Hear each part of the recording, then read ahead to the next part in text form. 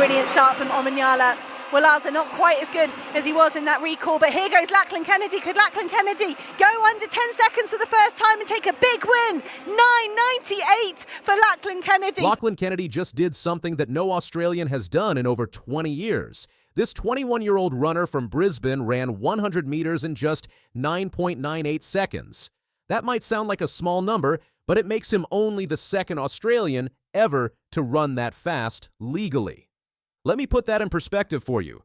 The last time an Australian ran under 10 seconds was Patrick Johnson back in 2003 with his 9.93 national record. That was 22 years ago. Kennedy wasn't even born yet when Johnson set that mark. So who is this 21-year-old sprinter who just rewrote Australian athletics history?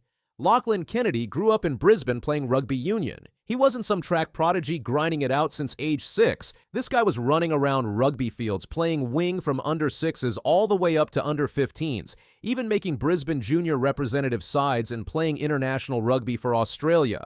The switch to athletics happened almost by accident. In 2020, during his final year of school, Kennedy's football coach told him to run in the 4x100 meter relay because he thought Kennedy was fast enough. Kennedy showed up 30 minutes late to the trial wearing $20 spikes and ended up running the fastest time at his school with 11.6 seconds on a grass track. That moment changed everything. Within a year, while still juggling rugby training, schoolwork, and serving as house captain, Kennedy dropped his 100-meter time to a shocking 10.51 seconds. His coach Russell Hanson was working with an athlete who had been doing serious athletics training for just 1 year. But there's something else that makes Kennedy's story remarkable. In 2018, when he was just 15 years old, Kennedy was diagnosed with type 1 diabetes. This is an autoimmune condition that requires constant monitoring and management. Kennedy has to make around 180 extra health decisions every single day just to stay safe.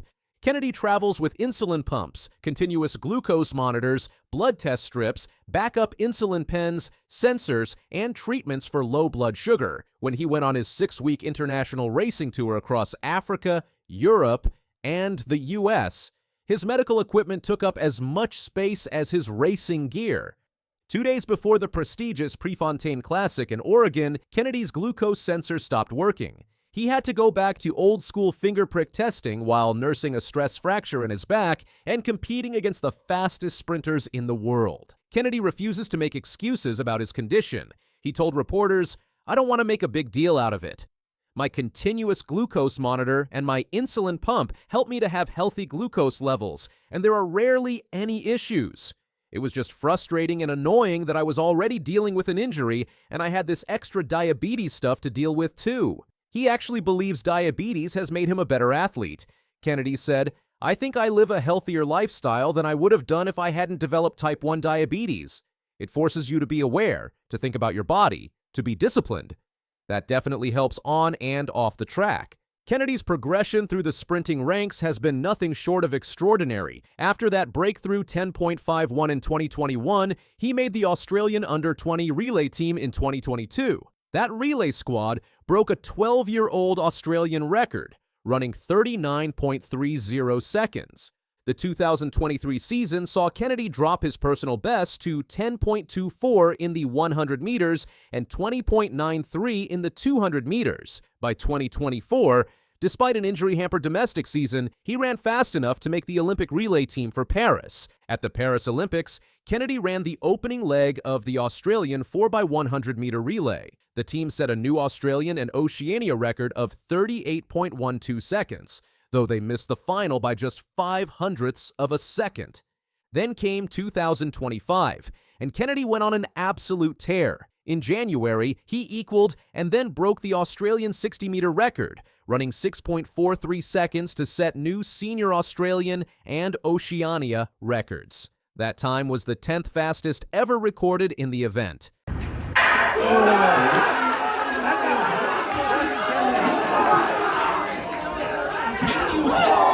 At the World Indoor Championships in March, Kennedy won silver in the 60 meters, running 6.50 seconds and finishing just 1/100th of a second behind the winner. It was Australia's first world indoor medal in the 60 meters. The arena explodes into noise, and there's a great start there from Azu on the left. But on the far side, oh my word, I think it's Lachlan Kennedy. But the outdoor season is where Kennedy really announced himself as a global threat. At the Morey Plant Meet in Melbourne, he beat rising star Gout Gout in the 200 meters, running a personal best of 20.26 seconds on a cold, windy night. That time moved him to 5th on the Australian all-time list. Side law, can he get to Kennedy? Not at the moment. Kennedy's in front. Gout's coming hard. Very, very hard. Kennedy's won. Kennedy continued dropping his 100-meter times throughout the season. He ran 10.17, then 10.03, then 10.00 at the Australian Championships.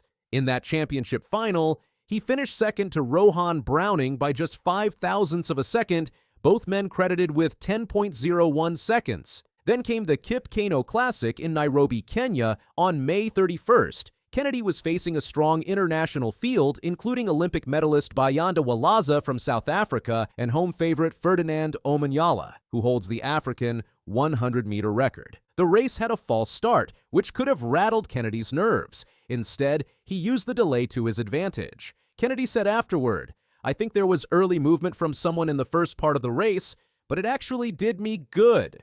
It settled the nerves, so I was pretty confident out there." Kennedy, who typically gets out of the blocks fast, had to come from behind in this race. In the final meters, he powered past both Walaza and Omanyala to win in 9.98 seconds with a slight headwind of minus 0.7 meters per second. The moment Kennedy saw the time on the board, he was overcome with emotion. "As soon as I saw the 9.98, I was thrilled. The feeling was so surreal. I couldn't believe it," he said. "It's so good.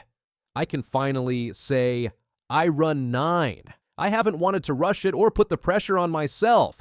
I take every race as it comes, and I knew it would come eventually." Kennedy's time of 9.98 seconds made him the second fastest Australian ever, and only the second to legally break the 10-second barrier. His time ranked as the 13th fastest 100 meters in the world for 2025. The significance of breaking 10 seconds cannot be overstated. It's the difference between being an excellent national-level runner and becoming a serious contender on the world stage. Kennedy is still just 21 years old, which means he's likely years away from his peak performance. Kennedy credits his success to his support system. His coach, Andrew Iselin, has guided his development, along with training partners like Collab Law. Kennedy said, "I've got a good coach, good training partners, and a good strength and conditioning team around me. It's been about trusting the process." The friendly rivalry with Gout Gout has pushed both athletes to new heights. When Kennedy texted Gout about his sub-10 performance, Gout replied, "Congrats, bro. No way you went sub-10 in Kenya." Kennedy shot back, "You gotta get out to some of this high altitude. You'll do it too." Their head-to-head battle at the Morey Plant Meet was described by one reporter as like Bolt versus the T-10,000. The race had 10,000 fans on their feet, and Kennedy's win in 20.26 seconds showed he could beat the teenage sensation when it mattered most. While Gout Gout gets most of the headlines and social media attention, Kennedy has quietly built one of the most impressive sprint resumes in Australian history. He holds Australian records in the 60 meters and 4 by 100 meter relay. Sits second all-time in the 100 meters and 5th all-time in the 200 meters. Wanyonyi in the closing stages holding on as Sajati, the bronze medalist. At 21 years old, Emmanuel Wanyonyi did more than just win an 800-meter race. He amazed the whole world. He ran faster than top athletes, broke a big record, and made sure everyone noticed him. But what makes his story even more incredible is where he started. From a young boy taking care of cows to one of the best runners in the world, his journey is truly inspiring. He grew up in Kapretwa, a small village in Kenya, as the 5th of 12 children. Life was not easy for his family. They didn't have enough money, so he had to stop going to school when he was just 10. Instead of learning in a classroom, he spent his days walking through fields in the hot sun, looking after cattle. Without even realizing it, those long walks were helping him build strong legs and the endurance he would one day need to become a champion runner. When Wanyonyi was 18, his father passed away. His mother had to move with his younger brothers and sisters, but Wanyonyi stayed behind. He didn't know what would happen next. One day, a teacher saw how fast he could run and told him to come back to school and start racing. That moment changed his life. It wasn't easy. Wanyonyi had to work hard in school and practice running at the same time. He was still sad about losing his dad, but he didn't give up. He started running in small races nearby and kept winning. People began to notice that he wasn't just a fast runner, he could be something special. One of the people who noticed him was Janeth Jepkowski, a former world champion. She introduced him to a famous coach named Claudio Berardelli. With good training for the first time, Wanyonyi got even better, and his talent really began to shine. In 2021, at just 17, he stormed to gold at the World U20 Championships in Nairobi, even setting a new championship record. By 2022, he was already competing among the world's best, finishing 4th at the Senior World Championships. For a teenager, this was unheard of. Wanyonyi didn't just run fast, he ran smart. He brought fearlessness to the track, racing seasoned professionals with remarkable poise. In 2023, Wanyonyi narrowly missed the top podium spot, taking silver behind Marco Arop at the World Championships in Budapest with a time of 1 minute 44.53 seconds. For most, this would be a career highlight. For Wanyonyi, it lit a fire. He ramped up training and entered 2024 with a point to prove. In April, he broke the road mile world record with a time of 3 minutes 54.56 seconds. Though that record would later be surpassed, his target remained the 800 meters. This silver medal loss revealed more than disappointment, it revealed grit. While others celebrated, Wanyonyi quietly planned his return. He also began analyzing race footage more closely, learning the habits and weaknesses of his closest rivals. His understanding of pacing, positioning, and psychological pressure evolved. Wanyonyi wasn't just building fitness, he was building strategy. The 2024 Paris Olympics delivered one of the greatest 800-meter races ever. Wanyonyi edged out Sajati and Arop to win gold, finishing in 1 minute 41.19 seconds. It was the third fastest time in history, and he wasn't done. That same year in Lausanne, he clocked 1 minute 41.11 seconds, matching Wilson Kipketer's legendary mark and closing in on David Rudisha's world record of 1 minute 40.91 seconds. Far from being a one-off, these times showed consistency. He wasn't just having a lucky season, he was defining a new standard in middle-distance running. He also became a fixture on the Diamond League circuit, showing his class against international competition across Europe and Asia. Each race was a lesson, each victory a statement. His ability to adapt to different conditions, altitudes, and paces proved invaluable. By 2025, Wanyonyi had taken things even further. At the Grand Slam track meet in Kingston, he stunned everyone by beating Olympic medalists in the 1500 meters. Then, just a day later, he placed second in the 800 meters behind Arop. His combined performance earned him the men's short distance slam champion title.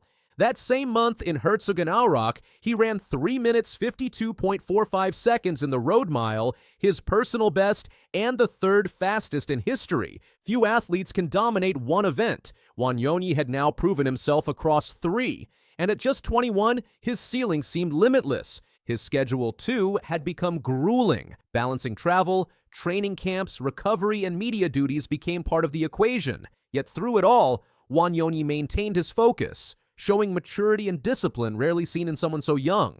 September 20th, 2025, Tokyo's Japan National Stadium. Wanyonyi lines up against the best.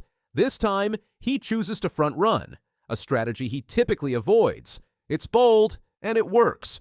He holds the lead wire to wire, fending off fierce surges from Sajati and Arop in the closing stretch. Wanyonyi finishes in 1 minute 41.86 seconds, a new championship record, and another gold. Sajati takes silver in 1 minute 41.90 seconds, and Arop, on his birthday, settles for bronze with 1 minute 41.95 seconds.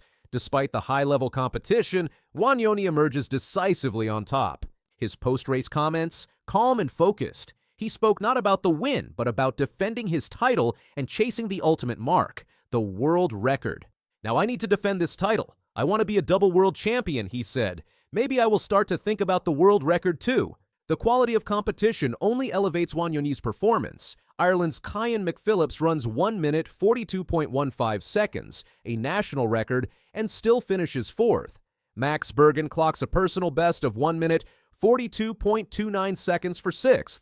Jamaica's Navaski Anderson runs 1 minute 42.76 seconds, setting a national record and finishing 7th. These are world-class performances, yet they weren't enough. Wanyoni wasn't just a winner. He was a level above. I expect to be competitive like that, so I tell myself, let me run 700 meters go. 700 meters very fast, then I try to push the last 100 meters. He's rewriting the tactical approach to the 800 meters. While others hold back, Wanyoni goes all in, challenging the field to survive his pace. And time after time, they fall short. Even athletes and coaches are starting to study him, not just his splits, but how he trains, how he conserves energy, how he handles pressure. He's not just winning races, he's influencing how others prepare for them. Before turning 22, Wanyoni already holds Olympic and World Championship golds, a World Junior title, and multiple near-record times.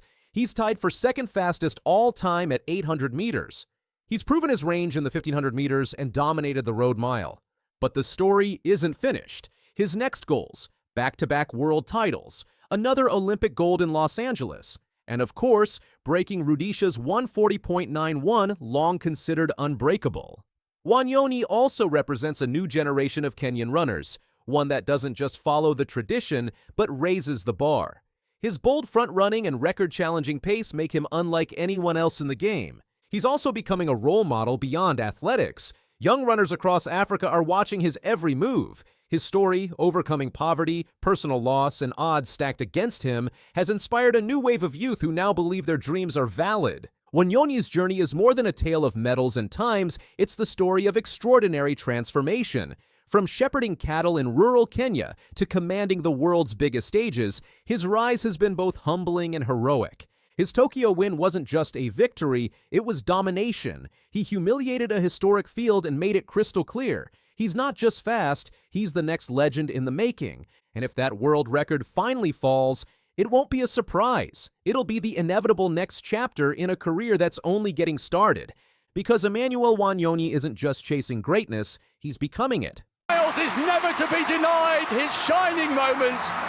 Noah Lyles stepped onto the Tokyo track as the rain poured down, with the men's 4x100 meter relay hanging by a thread. The energy was tense. For once, it seemed like Team USA was just one mistake away from losing it all. But what happened next would go down as one of the most clutch anchor legs in track history. In just 37.29 seconds, the US team turned doubt into domination. And the man who sealed it, Noah Lyles. The 4x100 meter relay is unforgiving. One bad handoff, one slip, and your entire race is over.